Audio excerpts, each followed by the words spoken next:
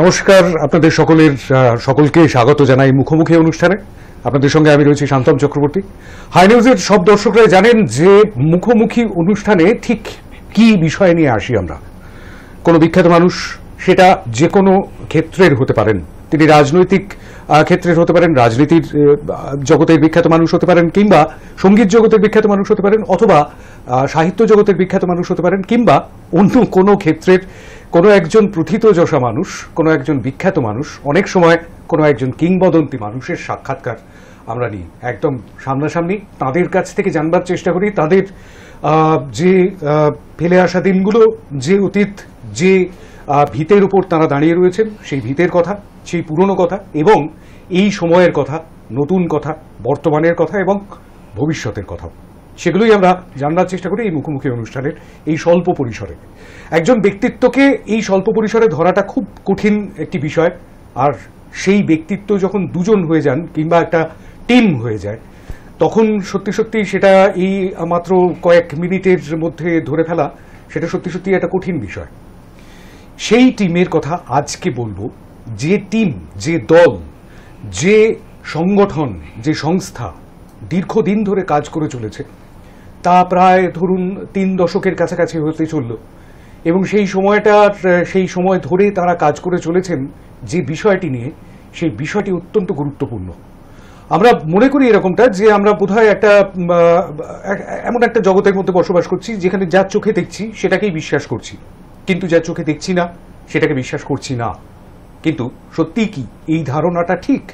যা চোখে দেখছি না বা দেখতে পাচ্ছি না সেটাকে কি অবিশ্বাস করব? এই প্রশ্নগুলো তুলে দিয়েছেন যারা, তারা ডিটেকটিভস অব সুপারন্যাচারাল, অর্থাৎ টিম ডস, DOS, এই নামেই তারা বিখ্যাত। আমি স্বাগত জানাবো স্টুডিওতে দেবরাজ সান্যাল। স্বাগত দেবরাজ, স্বাগত ঈশিতা দাস সান্যাল।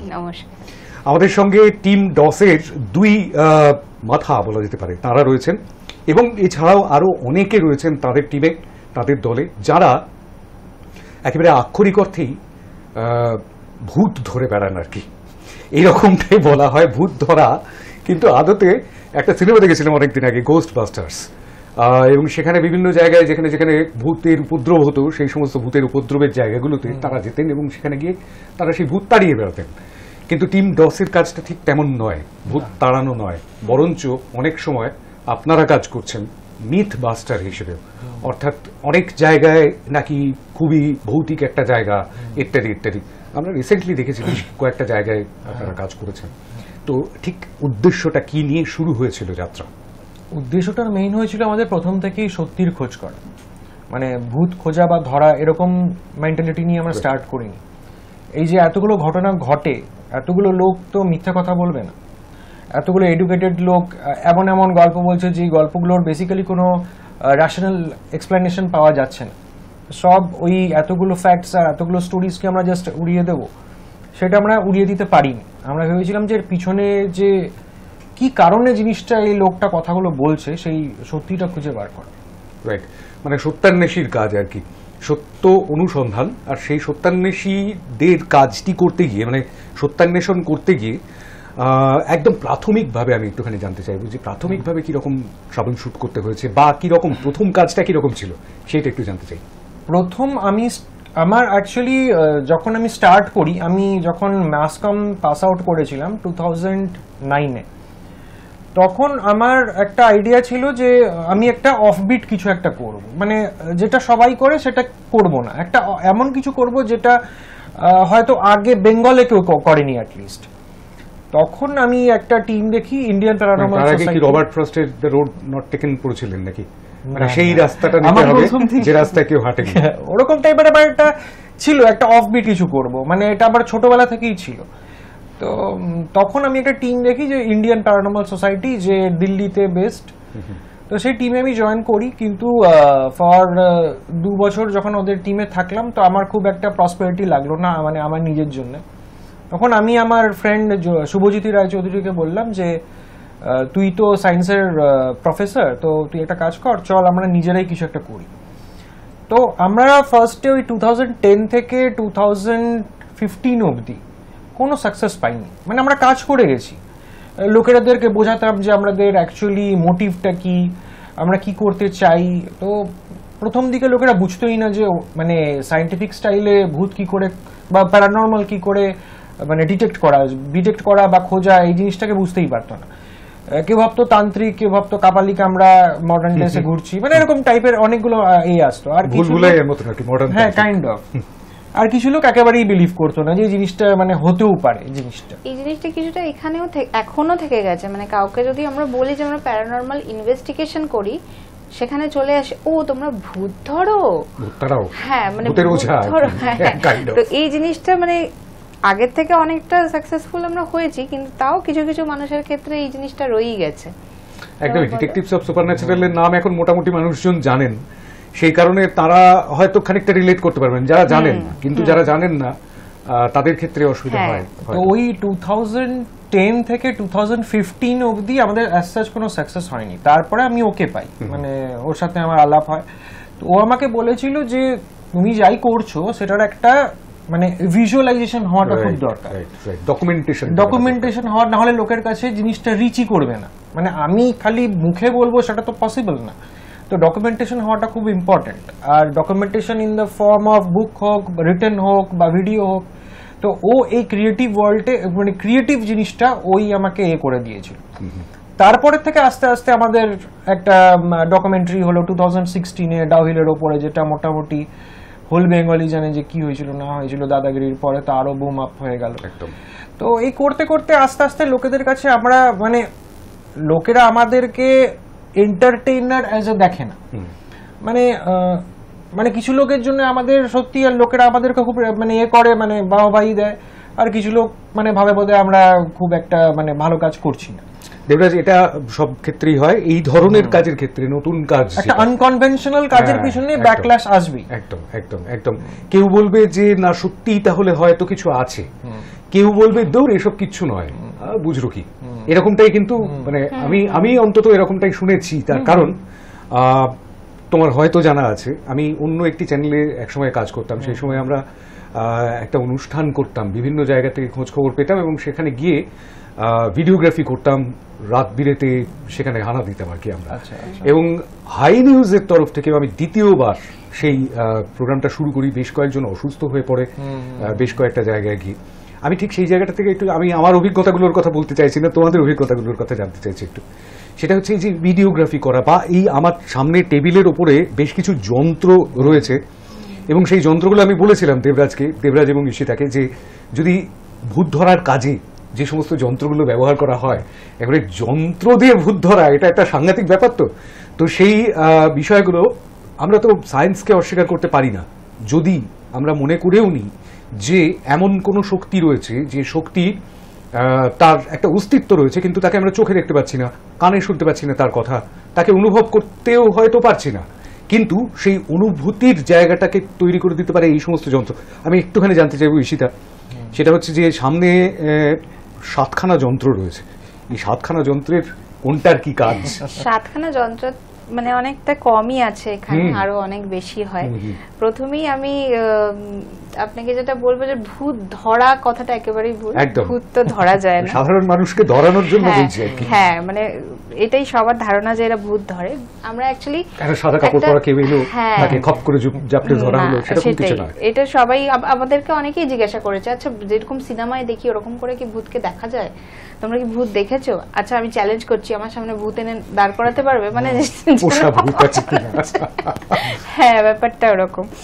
তো আমরা যেটা মানে খোঁজার চেষ্টা করি, কোনো এনার্জি যদি থেকে থাকে, সেই এনার্জিটা কতটা পাওয়ারফুল। যদি মানে মানুষ মারা যাওয়ার পরে তার যে এনার্জিটা, আমরা মনে করি না সেই এনার্জিটা ধ্বংস হয়ে যায়।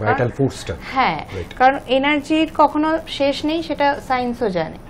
তো সেই ক্ষেত্রে যখন একটা মানুষ মানে কি বলবো, যখন সে সুইসাইড করছে বা অ্যাক্সিডেন্টে মারা যাচ্ছে, এরকম টাইপের, যখন অতৃপ্ত বলা যায়, কারণ সে তো জানে না সেই মুহূর্তে সে মারা যাবে। বা যে সুইসাইড করছে তার মেন্টাল কন্ডিশন, সে সেই একটা মানে পার্টিকুলার মোমেন্টে গিয়ে সে সুইসাইড করছে, কিন্তু ভেতরে ভেতরে হয়তো সেও বাঁচতে চায়। তো সেই যে বাঁচার ইচ্ছে, সেই ইচ্ছে শক্তিটা একটা এনার্জিতে মানে পরিণত হয়। সে একটা মানুষের বডির থেকে বেরিয়ে সে আমাদের এই দুনিয়াতেই আশেপাশে। থেকে যায়। তো সেই যে কোনো এনার্জি যখন খুব স্ট্রং হয়, খুব পাওয়ারফুল হয়, আর সেই এনার্জিটা তখন আমাদের চারপাশের যে এনভায়রনমেন্ট আছে, এনভায়রনমেন্ট থেকে শক্তি সঞ্চয় করতে চায়। বেশ। সেই ক্ষেত্রে অনেক রকম এনভায়রনমেন্টাল চেঞ্জেস হয় সেই সময়, যেখানে হয়তো মানে লোকেরা ফিল করছে যে এখানে ভূত আছে, এখানে পায়ের শব্দ শুনতে পাওয়া যাচ্ছে, এখানে এরকম ছায়া দেখা যাচ্ছে।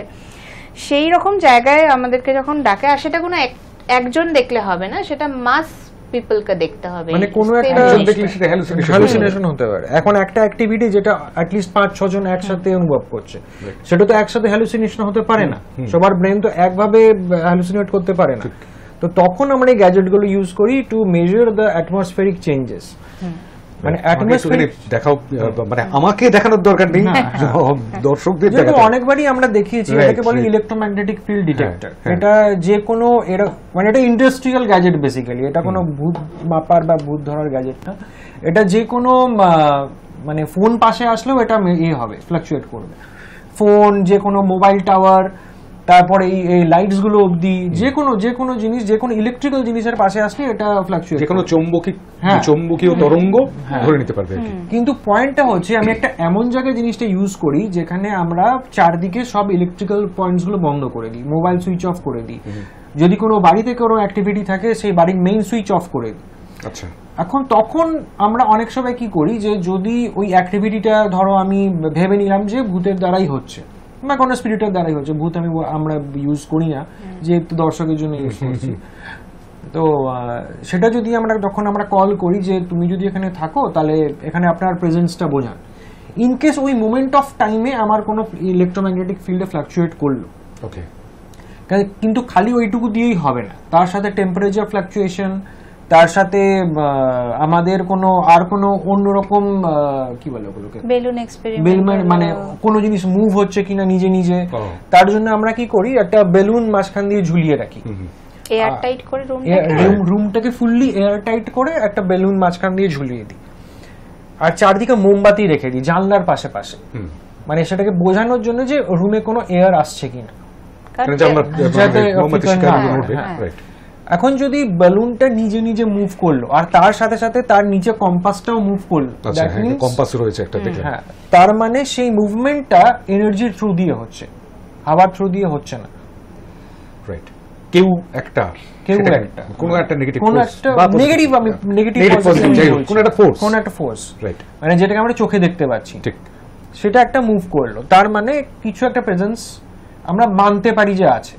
হাইপোথেটিক্যালি, যদি এখন অব্দিও ভূতকে কেউ মেইন স্ট্রিম সায়েন্স মানে না, বাট অনেক সায়েন্টিস্ট এখন অব্দিও বলে আসছেন যে না, লাইফ আফটার ডেথ বলে কিছু আছে। তো এখনো মানে সায়েন্স এখনো ফুল স্টপ দিয়ে দেয়নি যে ভূত বলে কিছু নেই, এখনো রিসার্চ চলছেই, আর অনেকজন আবার বলছে যে আছে। কেন কি আমাদের যে কনসিয়াসনেস বা চেতনা, সেটা নাকি অ্যাজ পার নিউ রিসার্চ আমাদের ব্রেন প্রডিউসই করে না। ব্যাপারটা বোঝাতে পারলাম? মানে ডিফারেন্স বিটুইন লিভিং থিং আর নন লিভিং থিং, এটার মানেটা কি? মানে কোনো জিনিস লিভিং থিং কেন বলা হয়? তার শরীরের যন্ত্রগুলো কাজ করছে, তখন পর্যন্ত সে হেঁটে চলে বেড়াচ্ছে, হ্যাঁ, সে তখন কথা বলতে পারছে, সেইটুকু না, সেটা তো রোবটও করছে। একটা জিনিস জ্যান্ত কেন কি তার মধ্যে কনসিয়াসনেস আছে, রাইট, সচেতন, মানে আমি যে বেঁচে আছি এই যে ভাবটা, সেটা তো আমি আমার থেকে তো বুঝছি যে আমি বেঁচে আছি, আমি যে আমার তরফ থেকে তোমাকে শান্তম দাকে বুঝতে পারছি, শান্তম দা আমাকে ঋষিদাকে বুঝতে পারছে, এটাকে বলে কনসিয়াসনেস, সেলফ অ্যাওয়ারনেস। আমি যে বেঁচে আছি, হোল ইউনিভার্সটাকে যে আমি অ্যাক্সেস করতে পারছি, এই জিনিসটা ব্রেন নাকি প্রডিউস করে না অ্যাজ পার নিউ রিসার্চ। তো এই জিনিসটা প্রডিউস হয় কোথা থেকে? ওটাই হচ্ছে কথা, ওটা কোথা থেকে প্যারালালি কোনো একটা জায়গা রয়েছে। কেন কি এখন আরেকটা জিনিস আসছে যে আমাদের যে কনসিয়াসনেস, সেটা নাকি আবার আরেকটা জায়গায় স্টোরও করা পসিবল হচ্ছে নাকি এখন। আচ্ছা, সেই জন্য নাকি ইমমর্টালিটিও হতে পারে। এখন কোন জিনিস স্টোর কি করে হতে পারে, সাংঘাতিক ব্যাপার। হ্যাঁ, এটা এখন এতে আছে, ওয়েবসাইট আছে খোলা, চাইলে এবার তুমি এখন রেজিস্টারও করতে পারো যে তুমি নিজের কনসিয়াসনেসকে রেজিস্টার মানে করে নিও, স্টোর করে নিও, জমা রেখে দেবো। আচ্ছা, বডি নেই কিন্তু কনসিয়াসনেস। এরকম আমাদের আশেপাশে অনেক লোককে দেখা যায় যারা নিজেদের কনসিয়াসনেসটাকে স্টোর করে রাখেন অন্যত্র, সেটা আলাদা ব্যাপার আর কি। যাই হোক, যাই হোক, কোনো জিনিসকে যখন স্টোর করা যাচ্ছে, তার মানে এটা তো কোনো ফিজিক্যাল জিনিস না, একটা কোনো ডাটা, হুম, কনসিয়াসনেস এটা ডাটা তো, রাইট, তো সেই ডাটাটা ট্রান্সফার কি দিয়ে হচ্ছে? অবভিয়াসলি থ্রু এ, মানে কোনো হার্ডওয়্যার তো লাগছে না জিনিসটাকে করতে। এখন আমি কোনো কাউকে মোবাইলে ফোন করলাম, এটা তো কোনো হার্ডওয়্যার লাগছে না, ইলেকট্রোম্যাগনেটিক ফিল্ড দিয়ে ট্রাভেল হচ্ছে হোল ডাটাটা। তো এই ডাটাটা যখন মানে উইদাউট এনি হার্ডওয়্যার ট্রাভেল করতে পারে, তার মানে এটা কোনো এনার্জি ফর্মেও থাকতে পারে। তো এটা এখন ফুললি এখন জটিল একটা ব্যাপার আর কি, মানে এটা গবেষণার বিষয়, গবেষকদের গবেষণার বিষয়। কিন্তু এখানে অনেকগুলো এমন কিছু যন্ত্র রয়েছে, ওটা বোধহয় হিট মিটার। এটা হচ্ছে কোল্ড স্পট হটস্পট মাপার জন্য। মানে অ্যাজ পার যদি আমি মেনে নিই যে কোনো একটা এনার্জি ম্যানিফেস্ট করার চেষ্টা করছে, এক জায়গায় হটস্পট হবে, এক জায়গায় কোল্ড স্পট হবে। কারণ কি অনেক সময় যে লোকে কোনো হন্টেড প্লেসে বলে যে আমার গা ঠান্ডা হয়ে যাচ্ছে আর এক জায়গায় গরম হয়ে যাচ্ছে, তো সেটাকে মাপার জন্য সেটা আমি এই জিনিসটা আগেও হাতে করেছি। এটা করোনার সময় খুব ইউজ হয়েছে। হ্যাঁ, এটা খুব করোনার সময় ব্যবহার করা হয়েছে ঠিকই, সেটা হচ্ছে কপালের তাপমাত্রা মাপার জন্য। কিন্তু এটা কিন্তু ওই অশরীরী যাদেরকে বলি আর কি, তাদের অস্তিত্ব, তারা সত্যি সত্যি সেখানে উপস্থিত রয়েছেন কিনা সেই উপস্থিতিটা বুঝবার জন্য এটা খুব ব্যবহার করা হয়। এটা খুব কমন একটা যন্ত্র। এটা হচ্ছে সাউন্ড রেকর্ডার। এটা তো ডিক্টাফোন। এটা ইনফ্রাসাউন্ড আল্ট্রাসাউন্ড রেকর্ডস করার জন্য, যেটা আমরা কানে শুনতে পারি না, ওটাকে পরে অ্যাম্পলিফাই করে শুনি। আর এটা হচ্ছে মোশন ডিটেক্টর। আচ্ছা, মানে তুলে ধরে দেখাই, মোশন ডিটেক্টর। মানে ছোট ছোট জিনিসগুলো এনেছি। হ্যাঁ, এইটা কিসের জন্য? এটাও ওই টেম্পারেচার, রুম টেম্পারেচার। আমি ভাবলাম মানে অশরীরী কাউকে পেলে খুঁচিয়ে দেওয়ার জন্য। এটা অ্যাকচুয়ালি মানে এটা যেরকম পার্টিকুলার একটা ওয়ালের বা একটা জায়গার টেম্পারেচার মেজার করে। হ্যাঁ, এটা পুরো রুমটা মানে কোন জায়গায় ডিফারেন্সটা বোঝার জন্য। আরে বাস, এইবারে আমি একটুখানি মানে যন্ত্রপাতির দিক থেকে একটুখানি আমি একটু অভিজ্ঞতার দিকে আসি। সেটা হচ্ছে নানান রকম অভিজ্ঞতা তো হয়েছে, এবং আমি মিথ বাস্ট করবার জায়গাটাতে পরে আসবো, কিন্তু তার আগে এরকম কোনো রোমহর্ষক অভিজ্ঞতার কথা একটু শোনাও আমাদের দর্শকদের। খুব রিসেন্টলি আমরা কাশ্মীরে গেছিলাম। তো কাশ্মীরে লোকেরা ঘুরতে খুব পছন্দ করে, চারদিকের সৌন্দর্যের দিকেই বেশি গুলমার্গ, খিলেনমার্গ ইত্যাদি ইত্যাদি। কিন্তু আমরা গিয়ে তো সবসময় খালি ওটা করিনি, ও সবসময় খুঁজে বেড়াচ্ছে কোথায় একটা জায়গা। মানে আমি যখন টিউলিপ গার্ডেনে গেছি, টিউলিপ মানে নরমালি লোকে গেলে কি ফুলটাকে এনজয় করে, পুরো সেলফি তোলে, সেটা তোলে। আমার হঠাৎ করে টিউলিপ গার্ডেনে গিয়ে চোখ পড়লো একটা পুরানো যুগের একটা ফোর্টের দিকে, মানে যেটা দেখেই বেশ গা ছমছমে ভাব। আমার টিউলিপ গার্ডেন থেকে ফোর্টটাই একটা অদ্ভুত টাইপের লাগে, একটা অদ্ভুত টাইপের লুক দিচ্ছে। তো আমি তখনও জানি না ওটা কি জিনিস বা ওটার ব্যাক স্টোরি কি, কিছুই জানি না। আমি তখন আমাদের ড্রাইভারকে গিয়ে বলি যে ওইখানে একটা কিছু ফোর্ট দেখতে পেলাম, ওটাই যাব। বলছে ওটাই তো খুব একটা টুরিস্টরা যায় না, মানে খুব কম টুরিস্টই ওখানে যায়। আলাম যে কি ওটা? বলছে ওটা পরি মহল। তখন মনে হলো ওয়াও, এমনি দূর থেকে দেখেই ওরকম লাগছিল, আর চারদিকে জঙ্গল, মাঝখানে একটা ওরকম ফোর্ট, মানে দূর থেকে খুব ছোট লাগছিল জিনিসটাকে। তারপর যখন সামনে গেলাম দেখছি যে মানে গুগল করেই তো গেছিলাম। হ্যাঁ, গুগলটা কি করেছিলাম? গুগলটা পরে করেছি, মানে ফার্স্টে শুনে আগে গেছি পরি মহল কি ব্যাপার।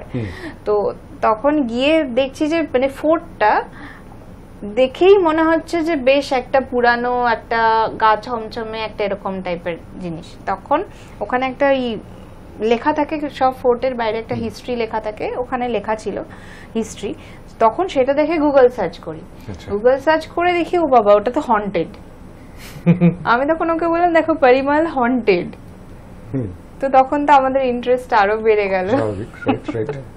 তখন আমরা ভেতরে গেলাম, টুরিস্ট ছিল কিন্তু খুব কম টুরিস্ট ছিল, আর কিছু কিছু স্পেস ছিল যেখানে টুরিস্ট ছিলই না, মানে ফোর্টের ভেতরে ফাঁকা। তো আমাদের ড্রাইভারটা সেই জায়গাটায় নিয়ে গেল। যখন আমরা ওনাকে বললাম যে আমরা এই ব্যাপারের জন্য যেতে চাইছি, আমাদের এই ইন্টারেস্ট, তখন বললো তাহলে চলুন আপনাকে একটা জায়গায় নিয়ে যাই, বলে ফোর্টের ভেতরে একটা জায়গায় নিয়ে গেল। ব্যাক স্টোরিটা একটু বলে দাও। হ্যাঁ, ব্যাক স্টোরিটা তুমি বলো। তো ফোর্টের একটা ভেতরে জায়গায় নিয়ে গেল, সেই জায়গাটা মোটামুটি ফাঁকা। তো সেখান থেকে আর কি পুরো শ্রীনগর শহরটা দেখা যায় আর কি, দারুণ মানে অসাধারণ ভিউ। আর সেটার পাশেই দেখছি একটা মানে কয়েদখানা টাইপের, ওইটা বন্ধ করা, মানে কাউকে ওখানে ওই স্পেসটা অ্যাক্সেস করতে দিচ্ছে না। তো তখন আমরা ওনাকে জিজ্ঞাসা করি যে এইখানে কি আছে, এখানে কেন ঢুকতে দিচ্ছে না? কোনো কি মানে কোনো দামি কিছু জিনিসপত্র আছে? বলছে না, এখানে কিছু নেই, এখানে তখনকার জমানায় কয়েদ করে রাখা হতো। আচ্ছা, তহখানা। হ্যাঁ, তহখানা। আর অনেকে ওর ভিতরে মারাও গেছে। তো জানি না, অজানা কোনো কারণে ওটা বন্ধ থাকে। তো তখন আমি ওকে বললাম যে তাহলে এটার মধ্যে ঢুকতে হবে কোনোভাবে। তারপরে স্টোরিটাও বলবে। তো আমরা ইন্টারনেটে দেখেছিলাম যে পরিমহল কেন বলা হতো, কেন কি ওখানকার যে একসময় রানী ছিল, একজন রানীর নাম ছিল রানী না, প্রিন্সেস হান্নো বলে একজন ছিল, হান্নো আর মান্নো। তো হান্নো খুব সুন্দরী ছিল, তো তার সুন্দরতা মানে চারদিকে খুব ফেমাস ছিল যে সে খুব সুন্দর। তো সেটা শুনে একটা মানে ওইখানকার নাকি জাদুকর একটা ছিল, তার ওকে খুব পছন্দ হয়ে গেছিল। তো তাকে ও ক্যাপচার করার জন্য তার উপর অনেক ব্ল্যাক ম্যাজিক করেছিল, কিন্তু সে ওকে খুব পাত্তা দেয়নি। তো সেটা তো ওর একদম পছন্দ হয়নি, সে আরো অনেক কিছু করে তাকে আর কি মানে করে নিয়েছিল, আর তাকে ওইখানটাতেই রেখেছিল আর কি। আচ্ছা, তো সেটাই ব্যাক স্টোরিটা। আর বলা হয় যে জবে থেকে মানে সে ওখানেই মারা গেছিল, আর ওই মানে যে হান্নু যে ছিল তারই আর কি স্পিরিটটা ওই এটাকে হন্ট করে আর কেঁদে করে মানে আর্তনাদ করে আর কি। তো ওইখানে আমরা ঢুকেছিলাম, অনেক মশক্কত করে ঢুকেছিলাম, কাঠখড় মানে সে লেভেলের কাঠখড়, সে আর এখন লাভ নেই। তো ওখানে গিয়ে আমাদের যে কি পিকিউলিয়ার ফিলিং লেগেছিল সান্তনা বলতে পারবো না, মানে এত অদ্ভুত ফিলিং আমাদের কোনোদিন অতটা ফিল হয়নি। মানে এমন একটা পিকিউলিয়ার একটা মানে বলে বোঝাতে পারবো না, এই যে বলে না রোমহর্ষক, মানে ওরকম ব্যাপারটা। কিন্তু খুব বেশিক্ষণ আমরা থাকতে পারিনি, এটা ঠিক কথাই, বাট দ্য ফিলিং একটা অদ্ভুত ছিল। মানে এটা এমনই ফিলিং যেটা মানে গ্যাজেট দিয়ে ধরা যায় না, এটা এক্সপ্রেস করা যায় না। যেরকম আমরা পাহাড়ের সৌন্দর্যটা নিজের চোখে যতটা দেখতে পাই, সেটা আমরা ফটোতে বা লিখেও এক্সপ্রেস করতে পারি। অনুভূতিটা, সেই অনুভূতিটাও বের করে আনা মুশকিল। সেই একটা অনুভূতি হয়েছিল আমাদের পাড়ে। মানে সেটাই আমি আরো বলছিলাম কিছুদিন আগে, যে সব জিনিস তো আমরা লোকেদেরকে বলে বোঝাতে পারবো না, কারণ কি আমরা যেখানে যেখানে যাচ্ছি সেটা হয়তো লোকেরা লাইটের মধ্যে দেখছে। এমনিও ফোর্টের প্রত্যেকটা দেওয়াল কোনো না কোনো স্টোরি বলে, আর তার মধ্যে এত পেইন আছে, কি হয়েছে আমরা জানি না ওই তহখানার ভেতরে। মানে ইতিহাসে তো বা গুগলে যাই বলো না কেন, সেখানে তো জাস্ট একটুখানি একটা লাইন লেখা থাকবে বা দুটো লাইন লেখা থাকবে, কিন্তু তার আড়ালে যে আরো কত ইতিহাস লুকিয়ে রয়েছে, সেই ইতিহাসগুলো তো ধরা মানে আমাদের ওই জায়গাটা মনে হচ্ছিল কি মানে কিছু কানে কেউ বলছে, মানে হয়তো কিছু বলছেন বাট ফিলিংটা ওরকম ছিল, মানে যেন মনে হচ্ছে দেওয়ালগুলো কিছু হুইসপারিং করছে। হ্যাঁ, আমার এরকম একটা অভিজ্ঞতা হয়েছিল আর কি। যাই হোক, আমি খানিকটা মিলিয়ে নিতে পারছি। আমি একটু আর একটা জায়গা আছে যেটা গুলমার্গে। আচ্ছা, ওটা শান্তনু, আচ্ছা ঠিক আছে। না, আমার অভিজ্ঞতা আমি তোমাদের অভিজ্ঞতা আপনি দিয়ে শুরু করেছিলাম, কিন্তু তুমি হয়ে গেছে আর কি, তার কারণ আমি সেটাই স্বাভাবিকভাবে বলে থাকি আর কি। হ্যাঁ, গুলমার্গে মানে মেইন জায়গাটায় যেখানে হেলিকপ্টার রাইড হয়, স্কিইং হয়, সবকিছুই হয়, একদম মেইন জায়গা, সেখানে সবার ফোকাসটা ওই দিকেই থাকে। আমার ফোকাস গেল ঠিক মানে ওই জায়গাটাতেই, জাস্ট অপোজিটে একটা বিশাল বড় একটা কি বলবো অ্যাবান্ডেন্ট মহলের মতো। হ্যাঁ, মানে হোটেল নাকি কি ওটা জানি না, বিশাল বড় একটা অট্টালিকা। হ্যাঁ, আর সেটাই ওঠার জন্য বেশ খানিকটা পাহাড় চড়তে হবে, এরকম মানে গাড়ি যাবে না, হেঁটে হেঁটে উঠতে হবে পাহাড়ের উপরে। হ্যাঁ, তো সেখানে আমি বললাম যে তাহলে ওখানে যাওয়া যাক। সবাই আমার ফ্যামিলি কাশ্মীরে গিয়ে সেখানে অসুবিধা খুঁজে বেড়াচ্ছে। আর সবথেকে বড় কথা, এতটা উঁচু পাহাড়, পুরো এতখানি বড়, তার মধ্যে আমি জানি না যে ওখানে গিয়ে আমি এরকম সিচুয়েশন পাবো। আমি তো দিব্যি গেছি, ফ্রক পরে গেছি, বরফের মধ্যে তুলবো ফটো। এখন ওই পরে উঠবে, সে কি অবস্থা, ঢুকে যাচ্ছে এতটা করে বরফ ওইখানে ওঠার জন্য, মানে একটা পা আমার পুরো ঢুকে গেছে, আর বার করতে পারছি না। সে কোনো মতে ড্রাইভার আমাকে হেল্প করলো বলে তাই বার করতে পারলাম। মানে এতটা কষ্ট করে আমরা জায়গাটায় উঠেছিলাম, মানে এইগুলো বলার তার কারণ হচ্ছে অতটা কষ্ট করে আমরা ওই জায়গাটায় পৌঁছেছিলাম বলার জন্য।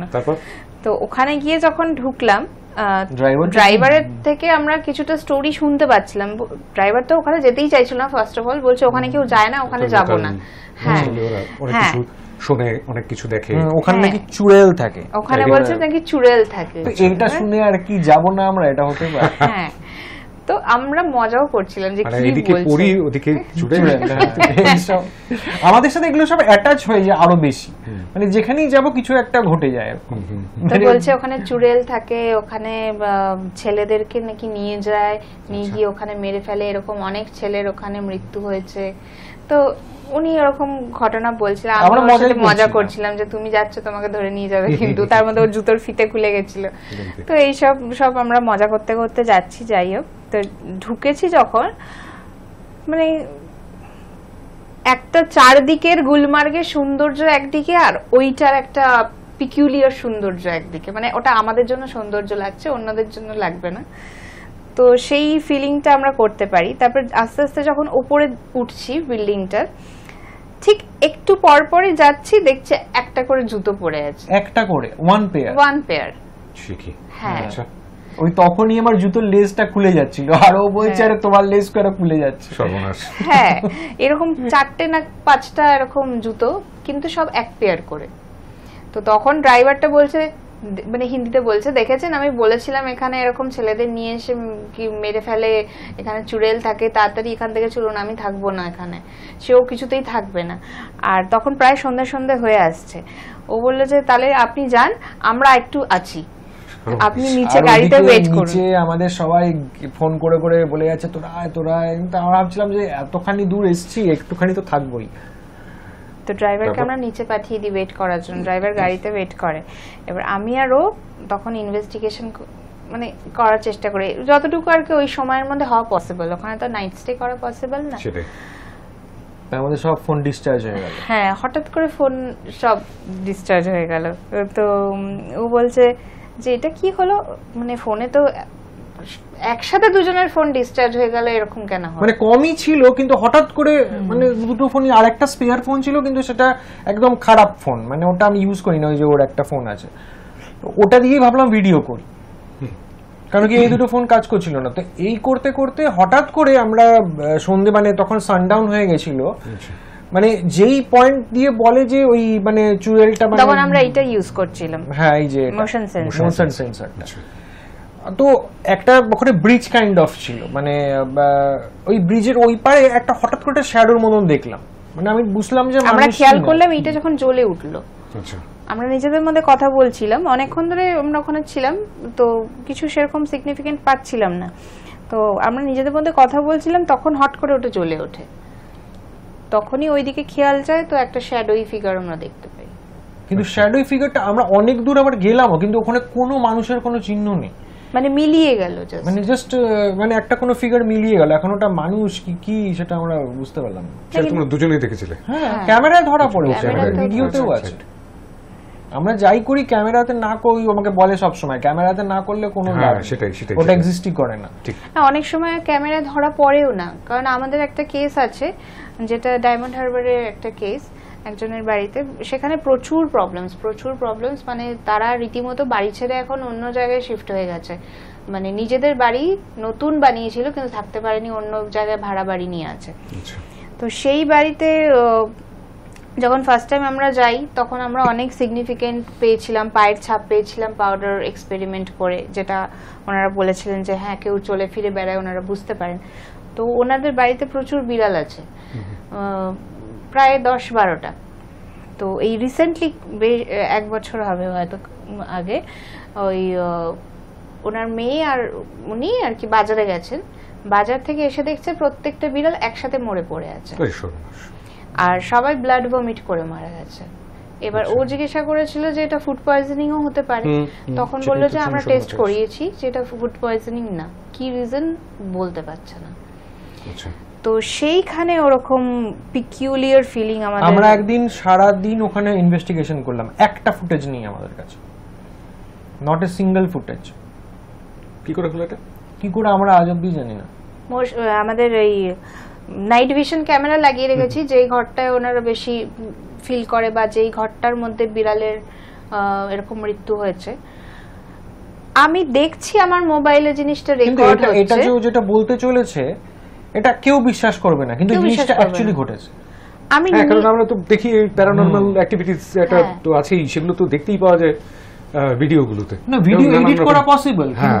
কিন্তু ভিডিও এডিট করা পসিবল এরকম বলছি না যে ভিডিও অনেক রকম ভাবে এডিট Right, করা যায়, right, ম্যানিপুলেট right. করা হ্যাঁ, যেতে করা পারে। যায়, doctor করে কিন্তু যেটা আমরা এটা চাইলে পরে আমরা এডিট করেও করতে পারতাম, কিন্তু করিনি কেন, কারণ আমি ভিডিওটা দেবো তার না। লাভটা কি হবে? হ্যাঁ, সেটাই। Right. মোশন এই নাইট ভিশন ক্যামেরাটা ওই রুমে রাখা আছে, রুমের দরজাটা বন্ধ করা আছে। আমরা বাইরে বসে আমার মোবাইলে ক্যামেরাটা আমি দেখছি যে কি রেকর্ডও হচ্ছে, যে ওই ঘরে কিছু হচ্ছে কিনা, আচ্ছা। রেকর্ড হচ্ছে। তো ওরা নিজেদের মতন কথা বলছিল, আমি হঠাৎ করে বললাম, আমি এক্ষুনি দেখলাম একটা টিকটিকি ভ্যানিশ হয়ে গেল, একটা Vanish টিকটিকি হয়ে অন গেল। ক্যামেরা ভ্যানিশ হয়ে গেল। মানে টিকটিকিটা এলো, পালিয়ে গেল না, ভ্যানিশ হয়ে গেল।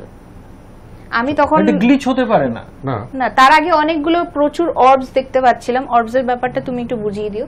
প্রচুর অর্বস দেখতে পাচ্ছিলাম, যেটা মানে ন্যাচারাল লাগছিল না, কারণ ওর মুভমেন্ট গুলো খুব আনন্যাচারাল, মানে ওরকম ছিল।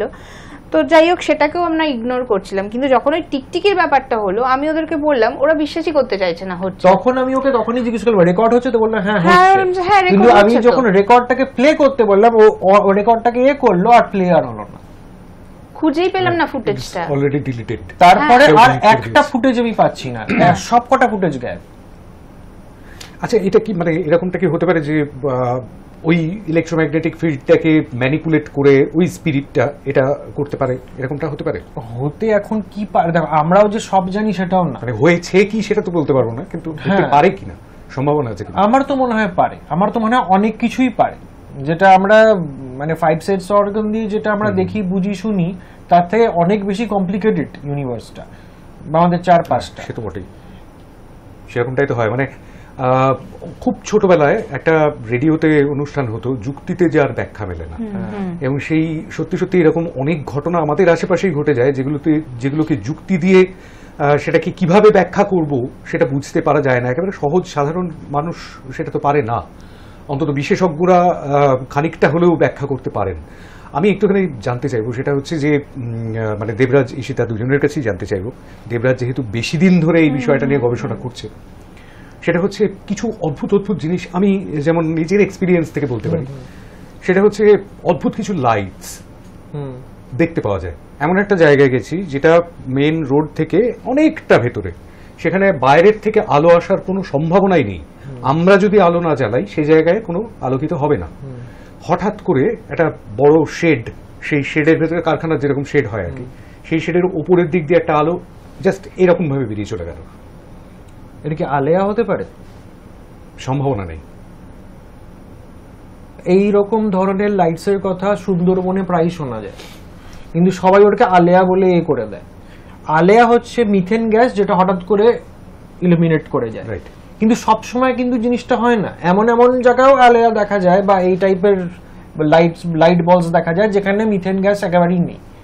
তো সেখানে কি করে হচ্ছে? এই এই জিনিসগুলো এক্সপিরিয়েন্স করেছো? না, এই লাইটস এর ব্যাপারটা এখনো অব্দি এক্সপিরিয়েন্স হয়নি। লাইটের ব্যাপারটা আপাতত হয়। আর কি কি একটা এই orbs এর বিষয়ের কথা একটু ব্যাপারটা, হ্যাঁ হ্যাঁ। অর্বস জিনিসটা হচ্ছে এয়ারবর্ন। অর্ব যদি নর্মাল কেউ বলে যে হোয়াট ইজ অর্ব, তো অর্ব হচ্ছে এয়ারবর্ন পার্টিকেল, কোন ধরনের পার্টিকেল যেটা হাওয়াতে উড়ে বেড়াতে পারে, লিভিং থিং না, নন লিভিং থিং। রাইট। মানে মাছি মশা এরকম টাইপের কোনো জিনিস না, যেটা এয়ারের থ্রু দিয়ে মুভ করছে। এখন অর্ব যদি মুভ করে, তাহলে এয়ার যদি একদিকে মুভ করে, অবভিয়াসলি সব পার্টিকেল একদিকেই মুভ করবে। স্বাভাবিক। কিন্তু কোনো পার্টিকেল যদি নিজের মতন মুভ করে, তার মানে ওটা ইন্টেলিজেন্টলি মুভ করছে। মানে মনে হচ্ছে যে কোনো দিকেও যাওয়ার চেষ্টা করছে, বা ওর নিজের force আছে। নিজের নিজস্ব মাথায় বুদ্ধি আছে যে কিভাবে করছে। তো সেটাকে আমরা অর্ব বলি আর কি। মানে ইন্টেলিজেন্ট মুভমেন্ট অফ অর্ব মানে হচ্ছে কোনো একটা এনার্জি ওটাকে ফ্লো করাচ্ছে। রাইট। মানে কোনো একটা এনার্জি নিজের মতন ফ্লো করছে, তার সাথে ও কোনো এয়ারবর্ন পার্টিকেলকে নিয়ে ঘুরছে। তো সেটাকে আমরা অর্ব বলি। সেটাই ওখানে দেখতে পাচ্ছি। হ্যাঁ, সেরকমই মুভমেন্টস গুলো মনে হচ্ছিল আমাদের।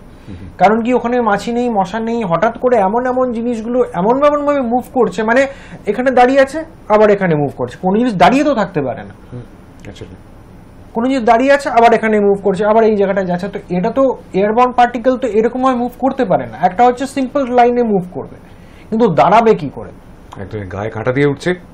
আমি জানি না আমাদের দর্শকদেরও গায়ে কাঁটা দিচ্ছে কিনা, তো এরকম রোমহর্ষক মানে যেটা দিয়ে হিন্দিতে বলে না রোংটে খাড়া কর দেনে বলে যে সমস্ত ঘটনাগুলো, সেই সমস্ত ঘটনা, সেই রোমহর্ষক ঘটনা সত্যি সত্যি এত প্রচুর জমা রয়েছে। এবং কোথাও গিয়ে বোধহয় একটু আক্রান্ত হয়েছিল না, ওই চাঙড় খসে পড়েছিল কোনো একটা শ্মশানের। আমাদের অনেক সময় অনেক কিছু ঘটেছে, আমরা কি করে বেঁচে আছি আমরাই জানি।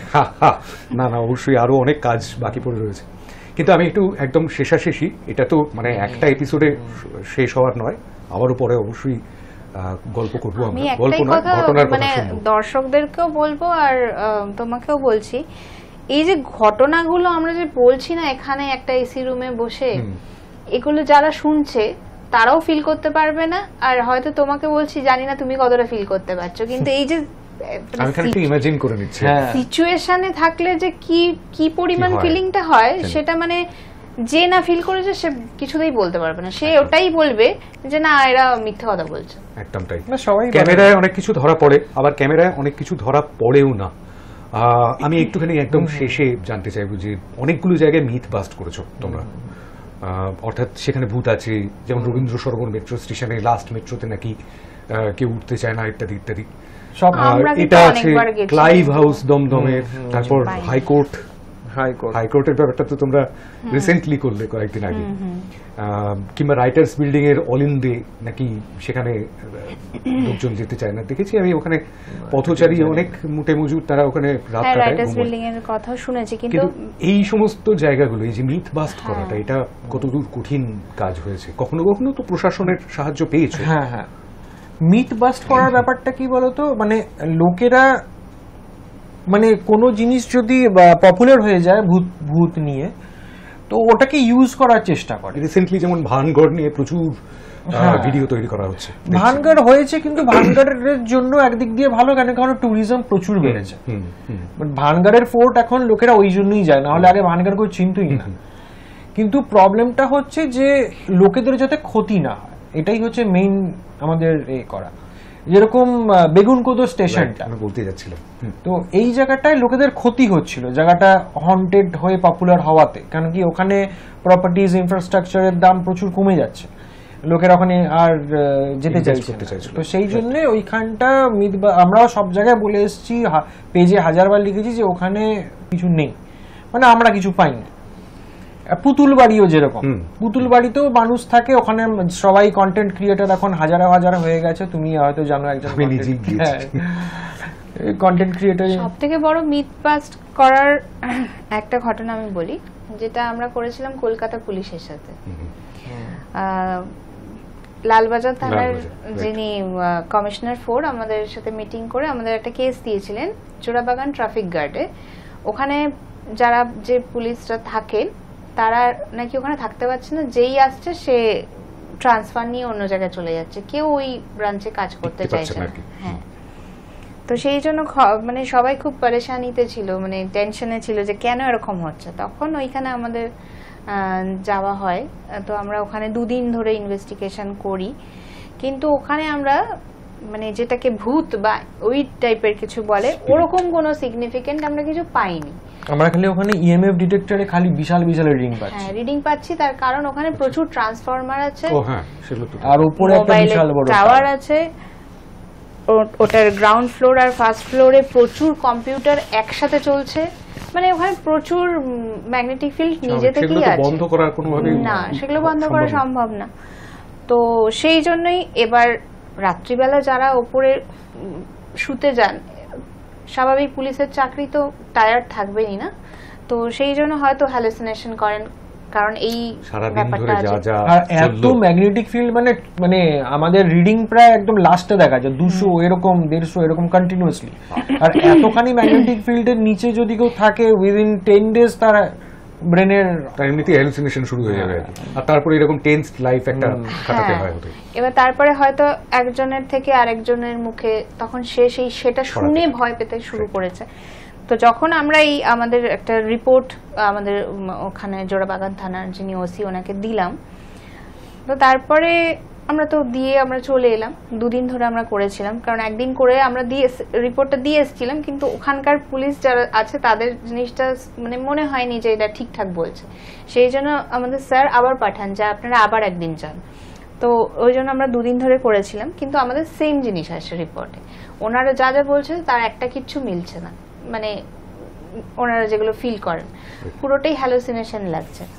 তো সেই জন্য এই রিপোর্টটা দিয়ে আসার বেশ কিছুদিন পরে আমরা আবার ওখানকার ওসির সাথে কন্ট্যাক্ট করি এবং জানার চেষ্টা করি যে আর কিছু ঘটছে কিনা। তো উনি জানান যে না, আমরা করে আসার পরে ওখানে আর কিছু ঘটছে না, আর কিছু ঘটছে না, আর কেউ ট্রান্সফারও নিতে চাইছে না, সবাই খুব ভালোভাবে কাজ করছে।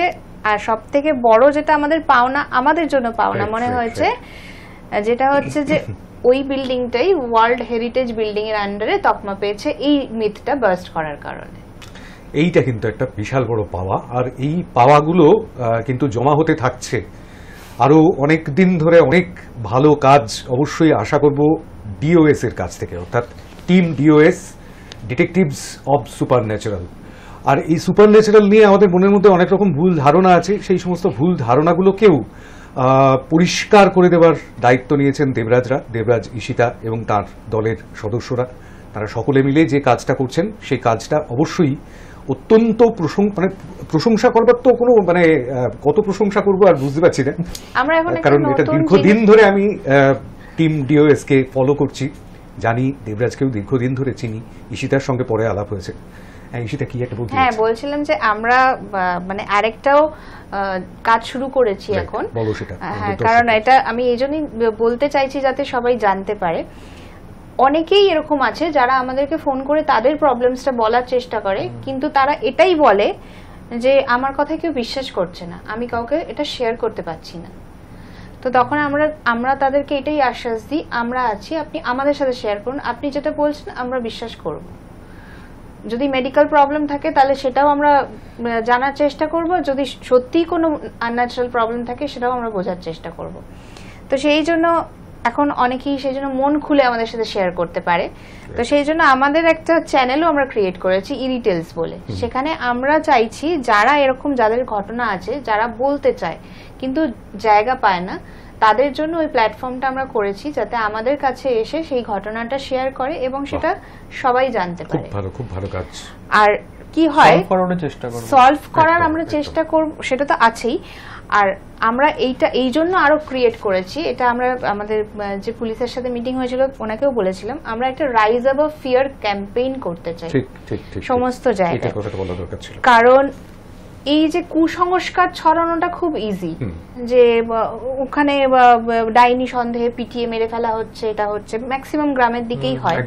তো আমরা যদি একটা ক্যাম্পেইন করতে পারি প্রত্যেকটা এরকম জায়গায়, একটা করে প্রোগ্রাম, যে আমরা যে জিনিসটা অ্যাওয়ারনেস প্রোগ্রাম, যেটা আমরা ফিল করেছি এত ইনভেস্টিগেশনের মাধ্যমে, সেটাকে যে ভয় না পাওয়ার, কাউকে এরকম ভয় পেয়ে সন্দেহ করে এরকম তার উপরে টর্চার না করার, এই যে একটা অ্যাওয়ারনেস জাগানোর যে একটা ব্যাপার, সেইটা আমরা চেষ্টা করছি কোনোভাবে, যদি সবার সাপোর্ট পাই। আমরা নিজেরা তো চেষ্টা করছি, কিন্তু সেটা একার পক্ষে তো সম্ভব না, একটা মাস সাপোর্ট লাগবে এই জিনিসটা অ্যাওয়ারনেস করার জন্য। তার পাশে আছে অবশ্যই রাইজ অ্যাবভ ফিয়ার, অর্থাৎ ভয়ের উপরে ওঠা।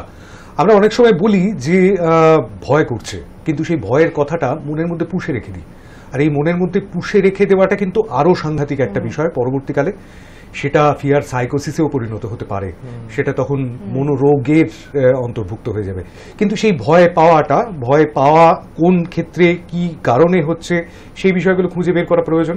সেটাই দেবরাজ, ঈশিতারা করবার চেষ্টা করছেন, এবং সেই সঙ্গে সঙ্গে অবশ্যই আমাদের মারফতেও অন্তত হাই নিউজের এই প্ল্যাটফর্মের সাহায্য নিয়েও অন্তত আপনাদের কাছে পৌঁছানোর চেষ্টা করা গেল, আমাদের দর্শকদের কাছে পৌঁছে যাওয়ার চেষ্টা করা গেল।